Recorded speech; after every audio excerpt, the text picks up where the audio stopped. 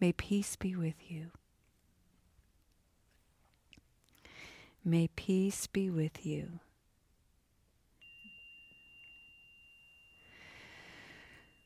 Friends, two things as we prepare to settle into this practice today. The first is that for the month of April in the Spokane Sangha, we are exploring the Buddhist principle of the Four Noble Reminders. And if you're not familiar with what those are, the Four Noble Reminders are: 1, you have a precious human life. 2, the nature of reality is impermanent. 3, karma. Our actions, we are defined by our actions and our karma. And 4 points to the folly of samsara. And this simply invites us to examine the mind that is constantly trying to trick ourselves. We keep doing the same thing, trying to get a different result. The folly of samsara. This week, we are exploring a precious human life, your precious human life. And so I'd like to have that idea as an anchor for our practice today. I have a precious human life. On Wednesdays in the Spokane Sangha, we explore Zen masters. And for the last several weeks, we've been exploring, he wasn't a Zen master. He was of the traditional Mahayana practice, and it was an 8th century monk that we're studying. His name is Shantideva. And the book that we're using is called A Guide to the Way of the Bodhisattva. I'm going to get it for you so you can see it. Guide to the Way of the Bodhisattva. And this is an interpretation by Geshe Kelsang. And we have been exploring the verses in the second chapter. And the second chapter is all about purifying negativity. And one of the things that I think is so important to establish before we embark on this new exploration is that the Western view of purifying negativity is different than the Eastern view. In the Western view, you might be familiar with words like sin or evils or mistakes. And while that is true, or may be true, in the Eastern point of view, our misconduct, our misdeeds, our ignorance is simply a way of inhibiting us from experiencing and realizing our precious human life. And so we engage in all kinds of patterns of behavior that simply get in the way, keep us clueless, small, scared. And so to purify that is nothing more than to make space. And by making space, we're making space for our misconduct and for something new to arise, something healing, something reinforcing, something encouraging, both. And that is the process of purifying, as opposed to I need to see a priest or a pastor and confess what a horrible, shitty person I am, and I'll never be a good person, and out come the whips, and I'll whip myself into shape. That's at least how I grew up in my Catholic theology. This is something else, something different. And so for the last few weeks, we've been talking about these verses. And Shantideva has gone through great lengths to make offerings. Offerings to people who once lived, who really were able to understand the wisdom of the Buddha, the teachings, and to understand them so well that they became how a person lived their life. And that way of life was dictated entirely by compassion, servicing others, to try to alleviate the pain, the confusion, the suffering of other beings. Shantideva, when he shared this teaching, he was absolutely committed to take the Buddhist teachings, the Dharma, and create a roadmap for himself where he could fully aspire to awaken to all the things that caused him suffering, to all the things that limited the preciousness of his life, to all the things that really got in the way of his capacity to be of service to others with compassion, love, and joy. Today, the verses that I'm going to share with you, I want to pull up my notes here. They are all about reflecting on people who lived centuries before him that had really done it, had really figured it out. And so he makes offerings to them. He bows to them. He doesn't give up. He recognizes, that dude, Avalokiteshvara, he got it. He's amazing. I'm not that amazing. Dang it. I have a long way to go. I'm still screwing up. I'm still dealing with envy and frustration. He's recognizing this in himself, but he's not giving up. He has an aspiration to awaken to the magnificence of his own life, and he doesn't give up. He looks at his habit energy. There I go again, saying crappy things about myself. There I go again, maybe sneaking a little bit of food. Maybe sleeping in, maybe slacking off, because I'm human. But I'm going to keep showing up so that I can awaken and be the best person I can be to help heal the suffering in someone else. And so what he knows is that to take refuge in the three jewels, the Buddha, the human being 2,600 years ago who awakened to all the conditions of suffering, that he created the Dharma, this wisdom, these teachings. And then the community, all of us, like-minded people, not even like-minded people. We want different-minded people, but we want people aspiring to practice.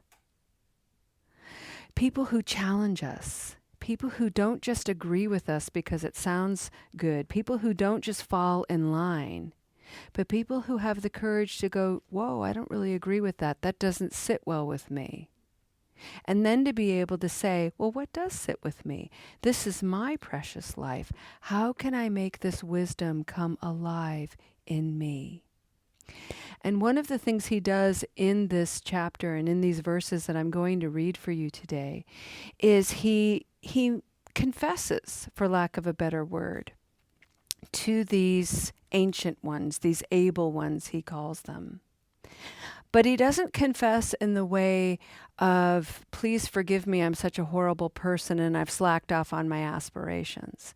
What he does is he asks them for protection, which I love. And the protection is, see me. Look at me flubbing up. Look at me tripping all over myself. Can you please protect me and my aspirations so that I don't fall too far away? I think that's an amazing thing. Rather than going to somebody in our modern day and say, I really messed up. I need forgiveness for that. Imagine saying to somebody, you know what, I really fell short of an aspiration that I had, I could really use your protection to make sure and help me ensure I don't do that again. What? What a totally different way of treating it, right? You know? I recognize that I made a mistake and I want some help to not make the mistake again. Will you help me? As opposed to, will you forgive me? That still may be valid. This is simply another way to look at it and to treat ourselves. Okay? So I'd like to take a minute and read these verses for you.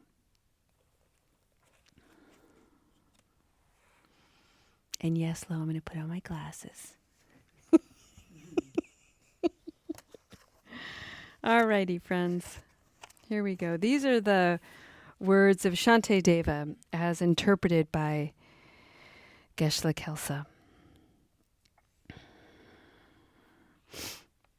And upon all the holy Dharma jewels, the stupas and the images, may there fall an uninterrupted rain of flowers, jewels, and so forth. Just as Manjushri and others made offerings to the conquerors, so do I make offerings to the Sugatas, the protectors, and the Bodhisattvas. To these oceans of good qualities I offer melodious ocean of praise. May a chorus of sweet-sounding melodious verses always ascend to their presence. To all the Buddhas, the Dharma, and the Supreme Assembly I prostrate with as many emanated bodies as there are atoms in the world. I prostrate to the bases for generating bodhicitta, to the images of the Buddha's body, speech, and mind, to the abbots and preceptors, and to the supreme practitioners on the path. Until I attain the essence of great enlightenment, I will go for refuge to the Buddhas. Likewise, I will go for refuge to the Dharmas and to the assembly of Bodhisattvas. With my palms pressed together, I make requests to those endowed with great compassion, the perfect Buddhas and the Bodhisattvas who abide throughout the 10 directions, since beginningless time, throughout this and all my previous lives. Out of ignorance, I have committed evil, ordered it to be committed, and overwhelmed by deceptive ignorance, rejoiced in its being committed by others.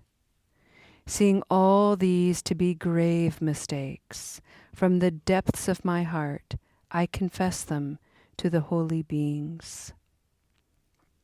Whatever harmful actions of body, speech, or mind I have done under the influence of delusion toward the 3 precious jewels, my mother and father, my spiritual guide, and others.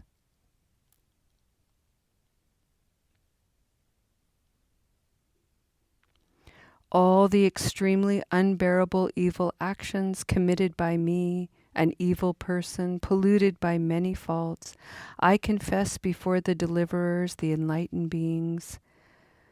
But I might die before I purify all my negativities. Oh, please protect me so that I may surely and swiftly be free.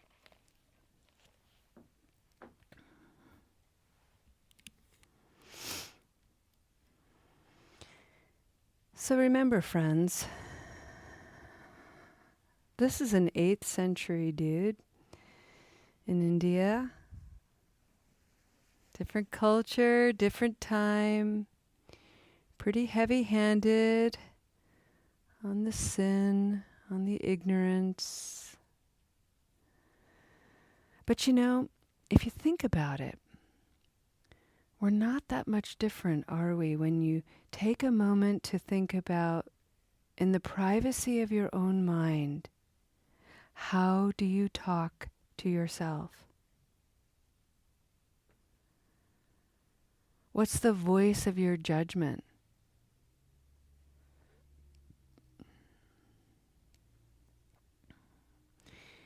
You may not use the word evil. I've done so many evil things. That might not be your language. But maybe your language is, I've done so many shitty things. I'm such a stupid person. Or maybe it's, I'm just a no good addict. Worthless. I'll never get better. When we think about the essence of the language, its harshness, its distortion, it's really not that different from a person who lived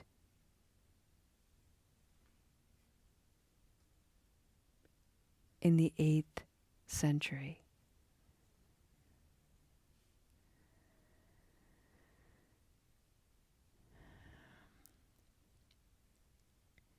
One of the things that he models for us is humility when comparing, when having comparative mind. What I mean by this is we all have a comparative mind. I'm not as far along in my recovery as so-and-so. They're doing so much better than I am. What's the matter with me? Why can't I be as far along as them? I wish I could be like so-and-so. I thought my recovery would be something other than what it is. I thought I would be farther along than what I am. That's comparative mind, and it's very, very human. What Shantideva is modeling for us is this humility of recognizing that I may not be where I am, but this person is. They're where I want to be. They are where I aspire to be. And rather than judge myself negatively for not being where they are, I can use my awareness to motivate my aspiration to keep going. Because if they could do it, I can do it. And maybe that person I see and I feel a little bit envious of, maybe if I trust them, I can go to them and say, I would like to be farther along on my journey, and I'm trying to accept and honor where I am. Can you help me? Can you protect me? Preserve my aspiration, because I want to be where you are. I aspire to be where you are, and I need help to get there. I need protection to get there. That's the humility he's asking. And I'll tell you, not everybody is deserving of that level of vulnerability, so be careful who you ask. But at the same time, the invitation is for us to reflect on, could I be that person for someone? If someone came to me and said, hey, Julia, I aspire to be where you are. Can you help me? Can you protect me? Imagine if I responded with something like, what? Really? What are you talking about? I didn't think you would need any reassurance. You got this. You don't need me.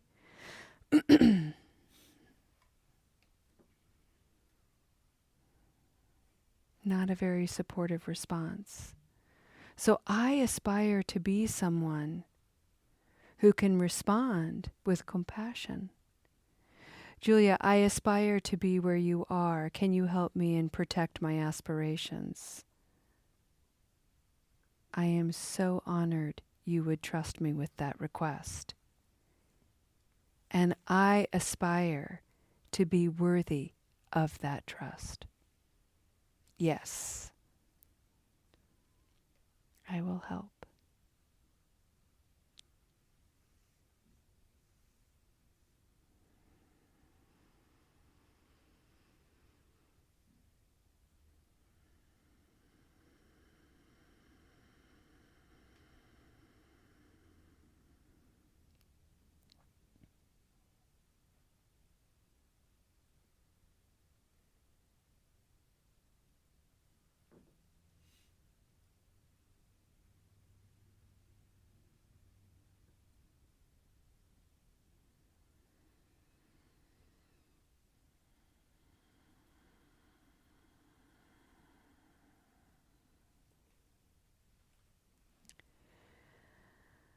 imagine if we could treat recovery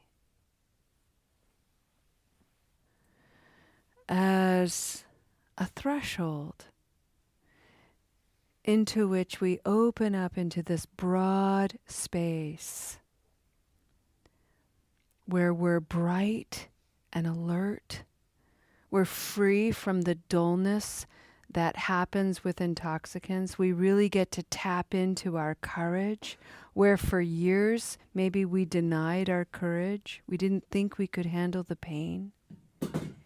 And yet here we are doing it. And maybe in this space we get to explore humility that says we can't do this alone. In fact, we'll journey better if we can have community. That's why Sangha is one of the third jewels. And while the Sangha isn't responsible for keeping the bumpers up on our journey, the Sangha is the voice of encouragement. The nurturing element of protection and help and support. The Sangha is the example of what your aspirations will lead to. The Sangha is a safe, soft place to fall. The Sangha is a light, sometimes bright and sometimes shy.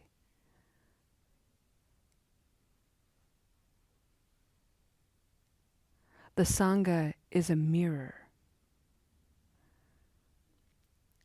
reflecting the magnificence of your precious human life.